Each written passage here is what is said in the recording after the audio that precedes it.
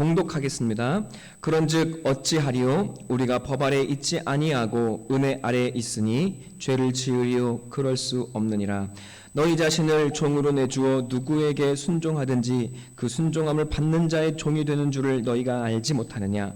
혹은 죄의 종으로 사망에 이르고 혹은 순종의 종으로 의에 이르느니라. 하나님께 감사하리로다. 너희가 본래 죄의 종이더니 너희에게 전하여 준 바 교훈의 본을 마음으로 순종하여 죄로부터 해방되어 의에게 종이 되었느니라. 너희 육신이 연약함으로 내가 사람의 예대로 말하노니 전에 너희가 너희 지체를 부정과 불법에 내주어 불법에 이른 것 같이 이제는 너희 지체를 의에게 종으로 내주어 거룩함에 이르라. 너희가 죄의 종이었을 때에는 의에 대하여 자유로웠느니라. 너희가 그때에 무슨 열매를 얻었느냐? 이제는 너희가 그 일을 부끄러워하나니 이는 그 마지막이 사망임이라. 그러나 이제는 너희가 죄로부터 해방되고 하나님께 종이 되어 거룩함에 이르는 열매를 맺었으니 그 마지막은 영생이라. 죄의 삭은 사망이요 하나님의 은사는 그리스도 예수 우리 주 안에 있는 영생이니라. 아멘. 이는 하나님의 말씀입니다. 네, 이 시간 다 함께 자리에 앉아 주시겠습니다. 예배 오신 여러분을 환영합니다. 얼굴을 볼 수 없지만 그러나 여러분 우리가 주의 말씀 안에서 하나가 되어지고 또 영으로 더욱더 연합되어지는 시간 되기를 소원하고 축복합니다. 오늘 의의 열매라는 제목으로 하나님의 말씀을 함께 받도록 하겠습니다. 이제 이 땅에서 기독교는 이스라엘처럼 70년의 포로기를 지나야 할지도 모릅니다. 돌 위에 돌 하나 남김없이 무너지는 시대가 되어질 것 같습니다. 여러분, 그러나 우리의 거짓과 욕망은 남김없이 무너져야 합니다. 그러나 이스라엘은 포로기에 도리어 세상의 주관자 되신 하나님을 깨닫습니다. 이스라엘 하나님, 나만의 하나님이 아니라 또 성전을 찾아가야만 만날 수 있는 하나님이 아니라 나의 하나님이 이 세상으로부터 패배하여 무너진 이스라엘이 아니라 하나님이야말로 세상의 주관자 되신 살아계신 하나님이심을 그들은 도리어 깨닫기 시작합니다. 이스라엘의 하나님 여호와가 아니라 만군의 주 여호와라는 새로운 이름을 그들은 깨닫게 됩니다. 그들의 성전 신앙은 이제 세상 속에서 살아내는 삶의 신앙 그리고 일상의 신앙이 되었습니다. 그 삶의 자리에서 하나님은 다니엘을 빚으셨고 여성 에스더는 민족 구원의 통로가 되었습니다. 이제 여러분의 차례입니다. 진짜가 되셔야 합니다. 내 신앙이 무엇인지 고민해야 합니다. 내가 믿는 것 그리고 내가 아는 것이 무엇인지 또 나를 붙들고 계시는 하나님은 누구신지 알아야 합니다. 내 열심의 신앙이 아니라 내가 기도했기 때문이 아니라 내가 충성했기 때문이 아니라 이 고난 속에 나를 붙들어 가시고 빚어 가시는 하나님의 역사가 무엇인지 아는 자가 되셔야 합니다. 거짓 속에 참 진리를 알고 그 진리에 동참하고 그 길을 걷는 삶을 살아내어서 여러분은 그 길의 증거자가 되어야 합니다. 여러분의 삶이 그 길의 표지가 되어야 합니다. 여러분, 사람들은 우리의 말이 아니라 우리의 삶의 능력과 우리의 삶의 길을 보게 될 것입니다. 참담한 교회의 현실 속에서 하나님이 기뻐하실 다니엘 그리고 에스더로 우리를 부르고 계십니다. 고난의 현실 속에서도 내 안에 하나님의 말씀을 채워갈 때 우리도 어느덧 변화되어 있을 것입니다.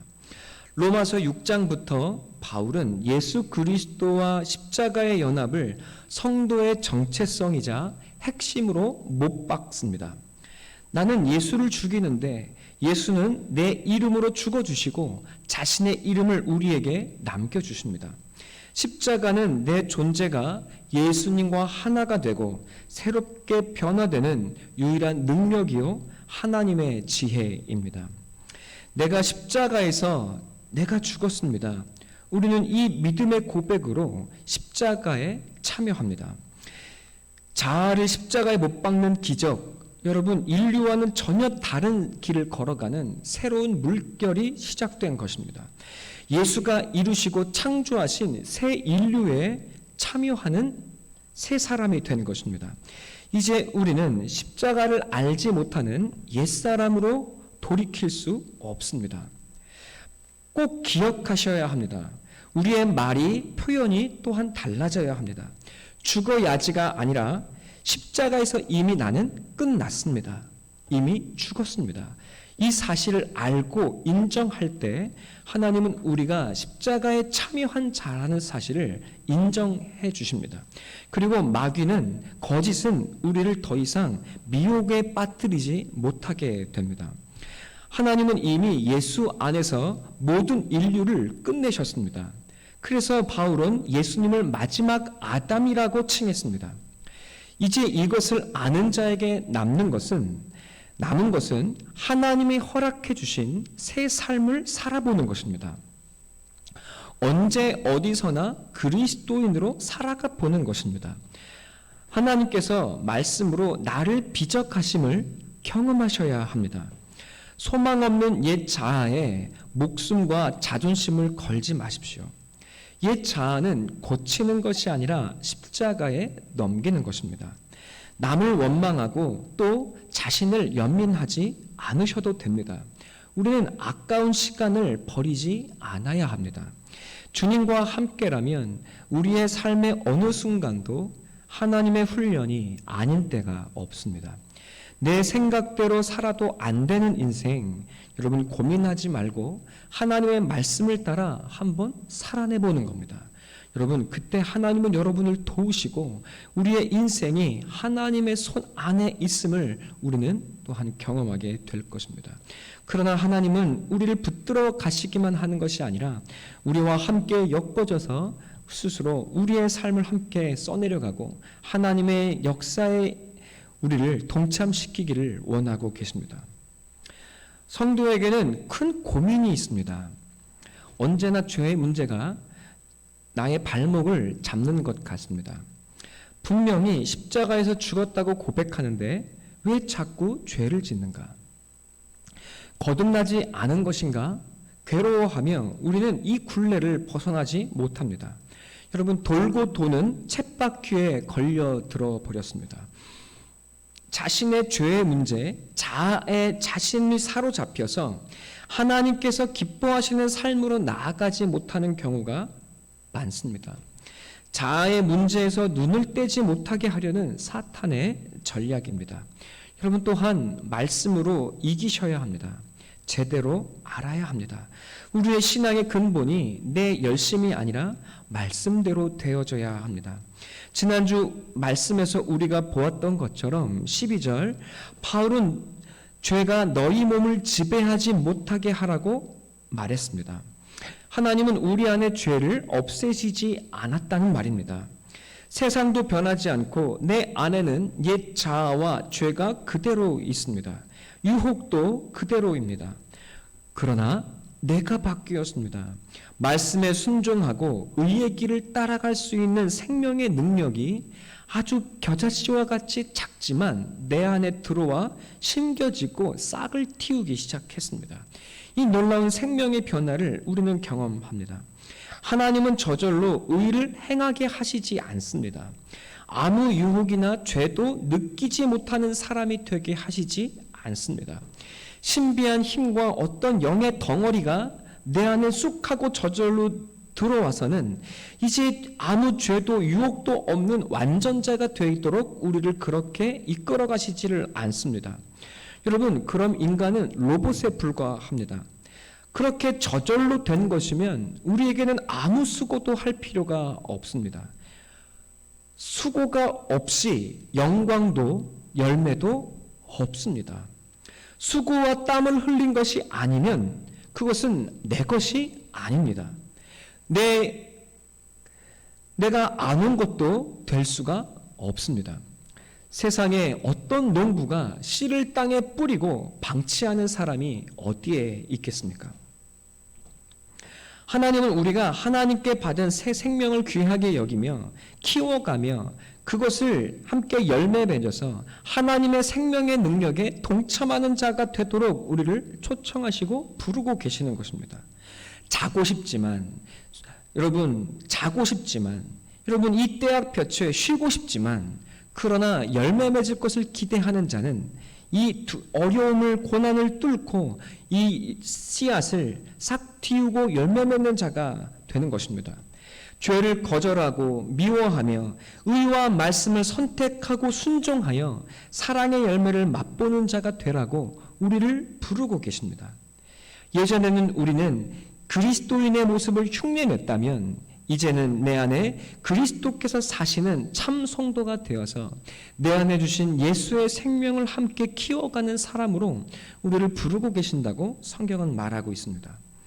새 생명이 들어와도 여전히 죄를 지을 수 있고 또 세상의 유혹도 여전하다면 그렇다면 우리의 형편이 이제 더 나아진 것은 무엇입니까?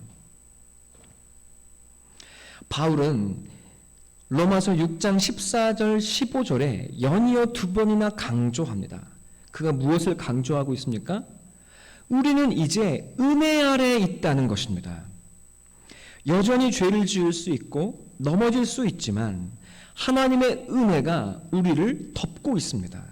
우리는 그 안에 들어가게 된 것이라고, 이제 죄악과 세상의 영역이 아니라 하나님 나라의 백성이 된 것이라고 말하고 있습니다.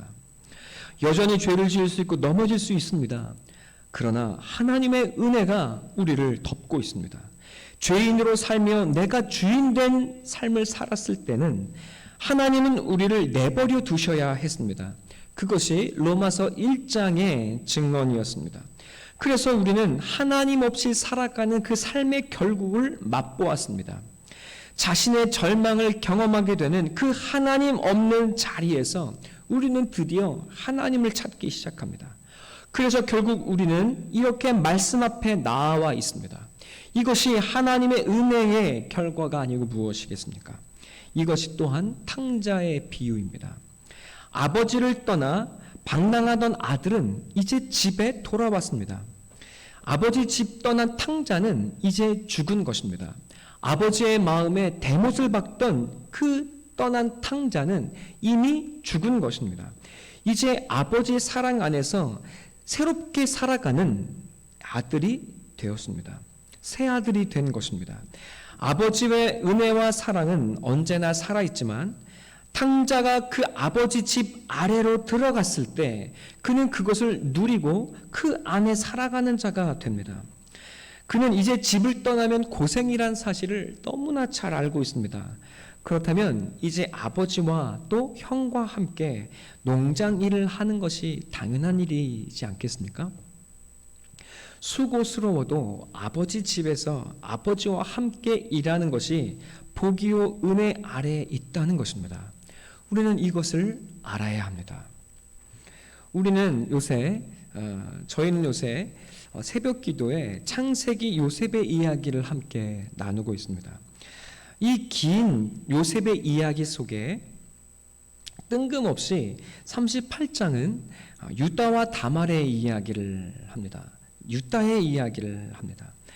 유다는 형제들과 함께 37장에서 눈엣 가시인 요셉을 팔아버렸습니다. 유다는 아내와 자식들을 편애하는 아버지에 대한 증오와 동시에 그 고통스러워하는 아버지를 바라보며 죄책감을 느꼈을 것입니다. 아무 일 없는 듯이 살아가는 그 가증스러운 형제들을 보며 그의 또한 가담한 공범인 자신에 대한 혐오와 자책으로 그는 견디지 못합니다. 그래서 38장 1절은 그가 어느 날 아버지 집을 떠났다고 이야기합니다. 여러분, 유다는 집 떠난 탕자와 같습니다. 그 아버지를 떠난 삶에서 그는 아들을 둘이나 있습니다. 그는 괜히 며느리를 탓하며 며느리를 외면합니다. 그러나 아내도 곧 죽습니다. 그의 삶은 이제 살아도 산 것이 아닙니다. 그래도 산 것이 목숨이라 그 생명의 욕망을 그는 도무지 풀 길이 없어 창녀에게 들어갑니다. 그런데 그 창녀는 다름 아닌 며느리 다말입니다. 타말이 자신의 며느리로서의 역할을 다하기 위해 씨바지를 자청하고 있는 겁니다. 부도덕과 욕망의 수치스러운 인간의 모습이 남김없이 드러나고 있습니다. 오늘날의 상식으로는 도무지 이해할 수 없는 일들이 성경에 떡하니 기록되어 있습니다. 보는 이들에게는 민망하고 가치 없는 이야기인 것 같습니다. 유다 자신에게는 수치스럽고 또한 부끄러운 이야기입니다. 성경은 굳이 이걸 기록합니다. 이 이야기가 요셉의 이야기와 짝을 이루며 함께 흘러가는 것입니다. 이 고난과 수치를 통해 유다는 아버지의 마음을 이해하기 시작합니다. 아내를 잃은 남편의 마음이 무엇인지 깨닫기 시작합니다. 자식을 잃어 아파하는 아버지의 마음이 무엇인지 그는 아버지 야곱을 이해하기 시작합니다. 유다는 자신이 지은 죄값을 고스란히 돌려받고 있는 것 같습니다. 그러나 하나님은 그것에 그치시지 않습니다. 하나님은 유다를 낮추시고 아픔을 공감하는 자가 되게 하시고 그가 진정한 참회자가 되게 하십니다. 애굽의 총리 사브낫 바네아가 자기가 팔아버린 동생 요셉인 줄 알지 못하는 유다는 그에게 청합니다. 이렇게 말합니다. 아버지의 생명과 이 아이의 생명이 서로 하나로 묶여 있거늘 이제 내가 주의 종 우리 아버지에게 돌아갈 때에 이 아이가 우리와 함께 가지 아니하면 아버지가 아이의 없음을 보고 죽으리니 이같이 되면 종들이 주의 종 우리 아버지가 흰머리로 슬퍼하며 수월로 내려가게 함이니이다. 이제 내가 이 아이를 대신하여 머물러 있어 내 주 당신의 종이 되게 하시고 이 아이는 그의 형제들과 함께 올려 보내소서. 여러분, 동생 팔고 아버지의 가슴에 대못을 박던 유다는 죽었습니다. 하나님은 유다를 고난을 통해 빚어내고 계셨던 것입니다.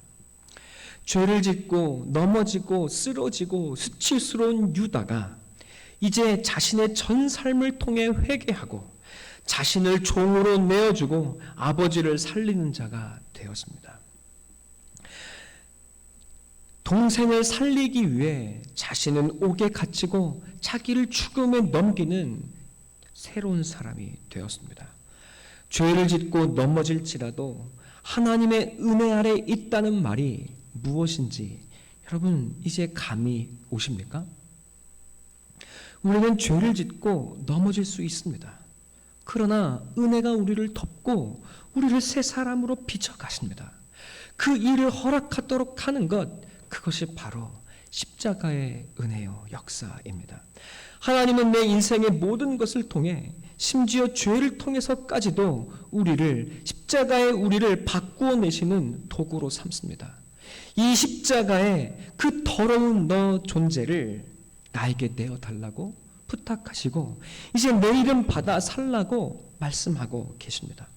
모든 것이 합력하여 내게 선을 이루어 가시는 하나님이시라고 바울은 로마서 8장에 선포하고 있습니다.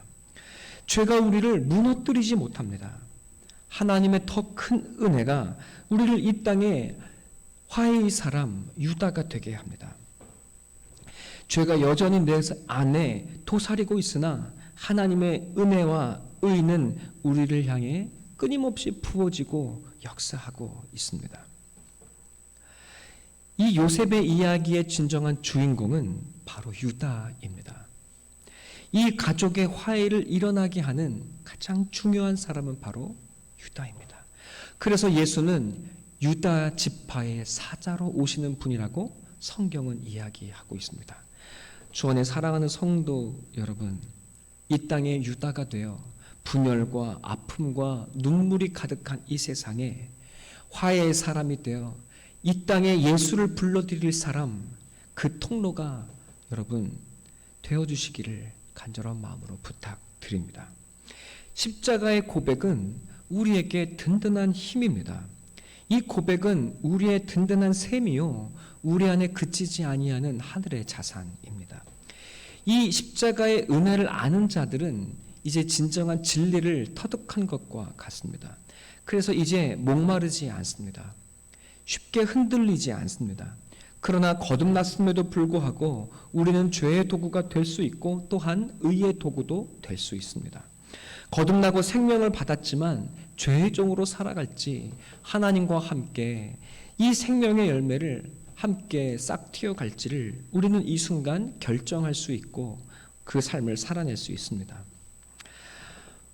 이 것을 아주 분명히 드러나게 보여주는 사람은 바로 많지만 다윗입니다.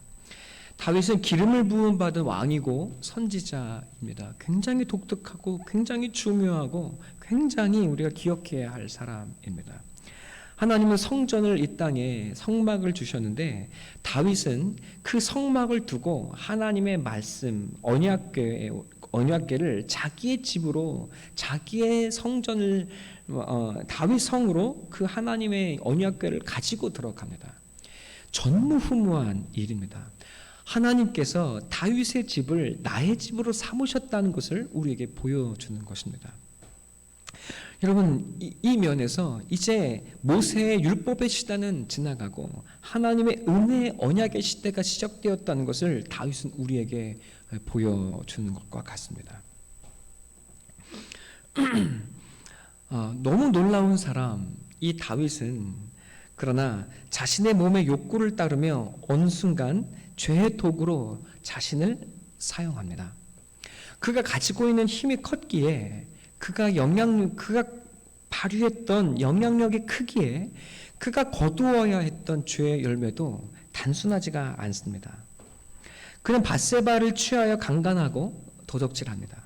충실한 부하 밧세바의 남편인 우리아를 죽이고 거짓으로 그것을 덮습니다. 1년 후에 하나님이 그의 죄를 고발합니다. 감추어진 줄 알았던 완전 범죄가 100일 하에 온 천하에 드러나 버리게 됩니다. 그곳에서 그는 철저하게 회개합니다. 사람들을 보는 것이 아니라 사람들을 향해 부끄러워하는 것이 아니라 하나님을 향해 무릎을 꿇고 여러분 자기의 침상을 눈물로 띄우며 회개합니다. 그리고 하나님은 그의 아들을 취하십니다. 그리고 그를 용서하시고 그를 여전히 왕으로 높여주십니다. 여러분 끝났습니까? 아닙니다. 끝나지 않았습니다. 그는 자신이 뿌린 죄의 열매를 거두어야 합니다. 그는 그의 아들 암논이 다말을 강간합니다. 그의 아들 암논이 다말을 강간합니다. 그러나 그는 그 암논을 향해 징계하고 훈육하지 못합니다. 왜일까요? 암논을 훈육하지 않은 아버지를 바라보며 다말의 오라버니인 압살롬은 분노합니다. 그리고 압살롬은 형 암논을 죽입니다. 그런데 또 다윗은 압살롬을 훈육하지 못합니다. 그리고 징계하지 못합니다. 왜요? 자기가 압살롬을 징계하고 훈육하지 못하니 그를 용서하고 받아들일 길도 없어집니다. 여러분 결국 다윗은 압살롬을 훈육하지도 못하고 용서하지도 못합니다. 아들 압살롬은 그 아버지의 마음이 무엇인지 도무지 알 까닭이 없습니다. 다윗이 이 아들들을 왜 훈육하지 못합니까? 그들이 행했던 범죄가 바로 자신이 행했던 범죄 그대로였기 때문에 그렇습니다. 내가 행한 죄악인데 자식들이 나를 보고 배웠는데 내가 어찌 그들을 징계하고 그들을 훈육할 수가 있습니까? 아들 압살롬은 반역을 일으킵니다. 그리고 아버지의 후궁들을 백주대낮에 겁탈합니다. 숨겨진 죄를 드러난 열매로 다윗은 받아야 했습니다.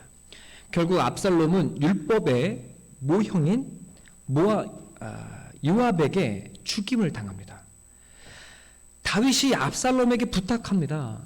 제발 죽이지 말아달라고. 살려서 내게 데려와 달라고. 여러분 그러나 율법은 죄인을 반드시 죽여야 합니다. 죄인을 향한 율법의 엄명은 무엇입니까? 죄인은 하나님께 저주받은 자는 나무에 달려 죽어야 한다는 것입니다. 압살롬은 나무에 달리고 요압은 율법의 모형이 되어서 압살롬을 향해 창을 던지고 압살롬은 창에 뚫려서 죽음을 맞습니다. 압살롬이 죽었다는 소식을 듣고 다윗은 울면서 말합니다. 내 아들 압살롬아, 내 아들 압살롬아, 차라리 내가 죽었더라면 좋았을 텐데. 여러분, 이렇게 나긋나긋하게 말하지 않았겠죠. 그의 말은 절규요 울부짖으며 자기가 나를 죽이고 싶은 절망이었을 것입니다. 여러분, 다윗은 잠시 종이 되었고 그 죄의 열매를 맺습니다. 그가 가진 힘이 컸기에 죄의 열매가 큽니다. 죄가 가져오는 파괴력과 그 슬픔이 얼마나 큰 것인지 그는 우리에게 보여줍니다. 그러나 그는 여전히 하나님을 붙들고 있고 하나님 아래에 있고 하나님의 은혜 안에 머물러 있습니다. 여전히 하나님은 그를 사랑하고 그는 하나님을 사랑합니다. 그는 자신의 죄를 깨닫고 하나님 앞에 겸손해졌습니다.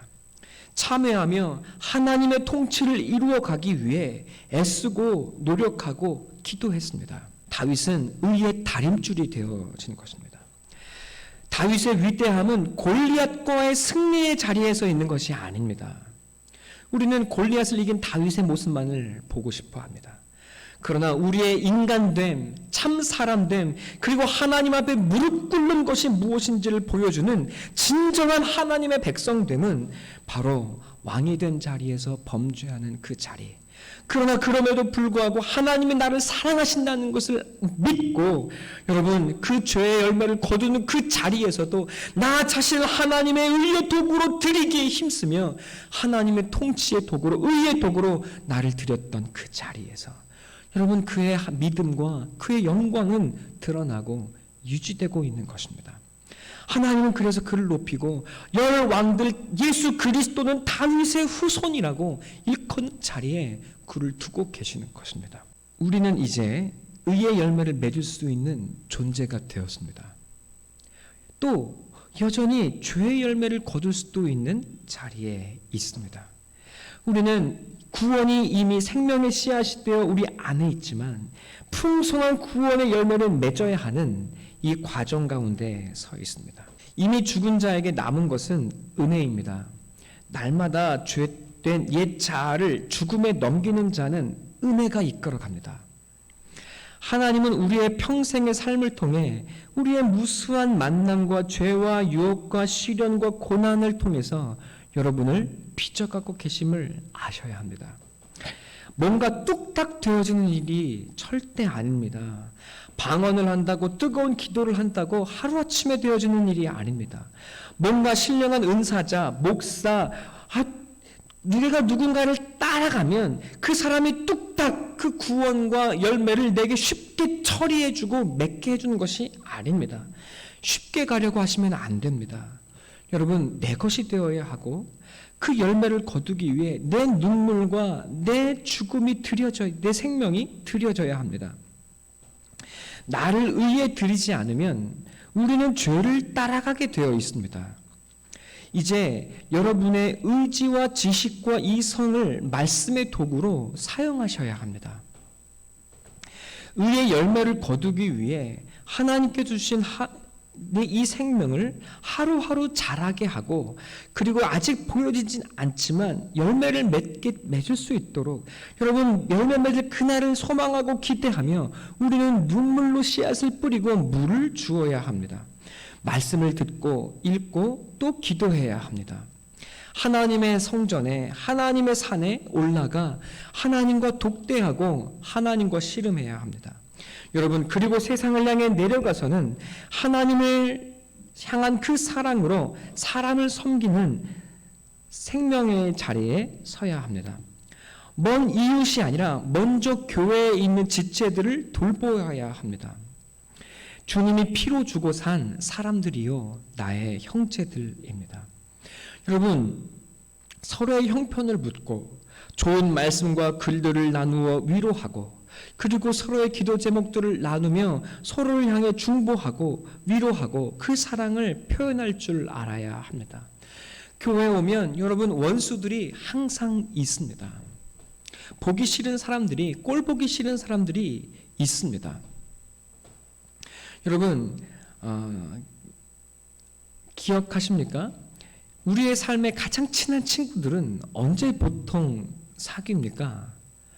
중고등학교 시절에 가장 친한 친구들이, 평생을 가는 친구들이 보통 생기게 되죠. 여러분 지금은 친하지만 중고등학교 때를 돌이켜보면 어떻습니까? 중고등학교 때는 맨날 싸우고 맨날 부딪히고 맨날 여러분 저거 욕하며 싸웠습니다. 그러나 지금 가장 친한 친구들이 되어 있습니다. 왜 그럴까요?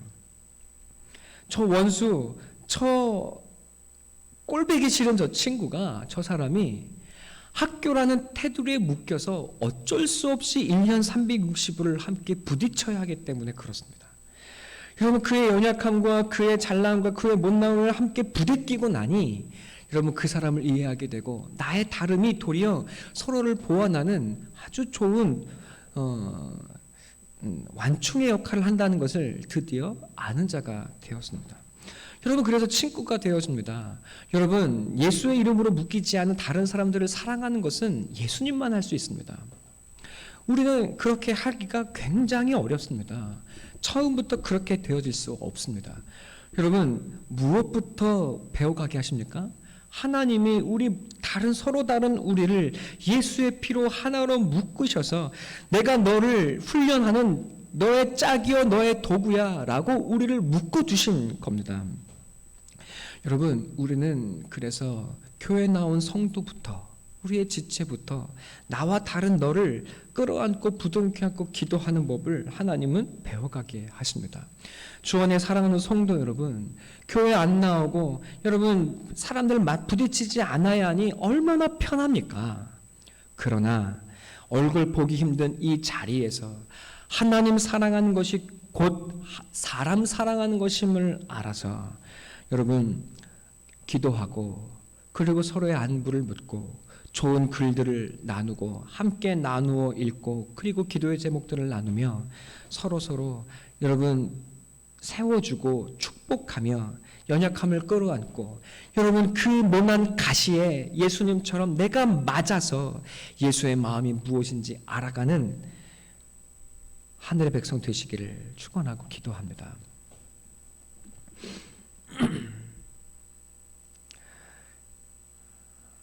우리는 하나님께 적당한 은혜를 바랍니다.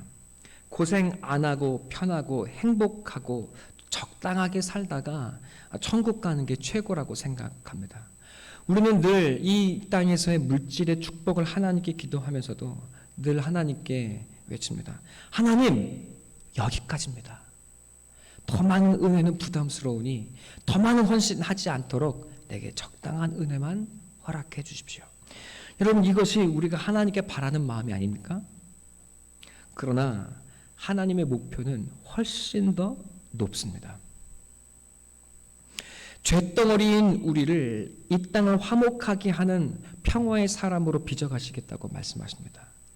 나는 여기까지라고 말씀하시는데 유다처럼 다윗처럼 우리를 죄와 유혹과 연약과 죄로 넘어지고 쓰러지는 그 삶의 현장에 처박으셔서 우리를 그 먼지나는 땅에 구르게 하시고 그곳에서 우리를 마침내 인생이 무엇인지 하늘을 아는 것이 무엇인지 하늘과 땅을 연결하고 하나님을 알고 죄를 알고 그리고 사랑을 아는 자로 우리를 바꾸어 가시겠다고 말씀하고 계십니다. 죄를 안 짓고 모르는 자가 아니라 죄를 알지만 그리고 그 죄의 탐닉이 무엇인지 알지만 이제 죄를 버리고 의로 자신을 드리는 자가 되도록 우리를 변화시켜 가시겠다고 말씀하십니다. 나조차고 너를 죽이던 자에서 유다와 같이 내가 주로 너를 살리는 사람이 되라고 말씀하시고 그런 우리가 되기를 바라고 계십니다. 십자가에서 죽을 때 죄의 지배를 받던 내가 끝났습니다. 죄가 지배하려는 내가 이미 십자가에서 죽었습니다.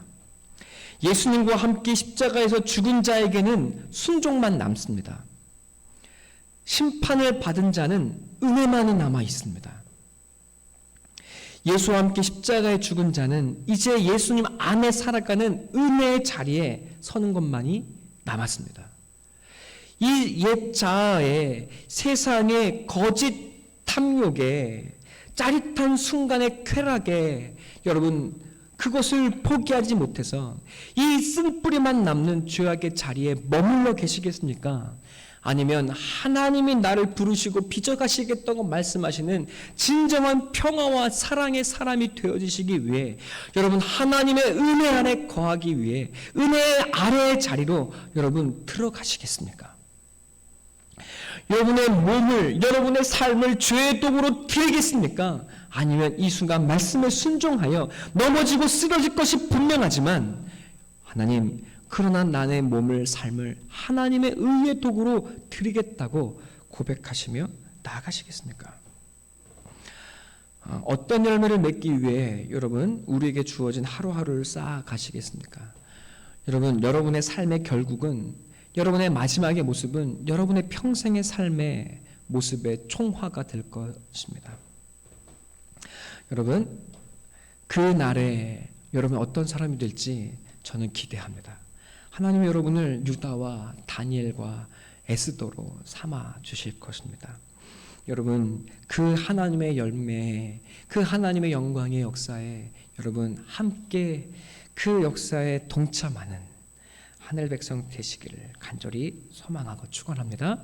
이 시간 21절부터 로마서 6장 21절로 23절의 말씀을 함께 봉독하고 마치도록 하겠습니다. 함께 봉독할까요? 그때에 너희가 그때에 무슨 열매를 얻었느냐? 이제는 너희가 그 일을 부끄러워하나니 이는 그 마지막이 사망임이라. 그러나 이제는 너희가 죄로부터 해방되고 하나님께 종이 되어 거룩함에 이르는 열매를 맺었으니 그 마지막은 영생이라. 죄의 삭은 사망이요 하나님의 은사는 그리스도 예수 우리 주 안에 있는 영생이니라. 아멘.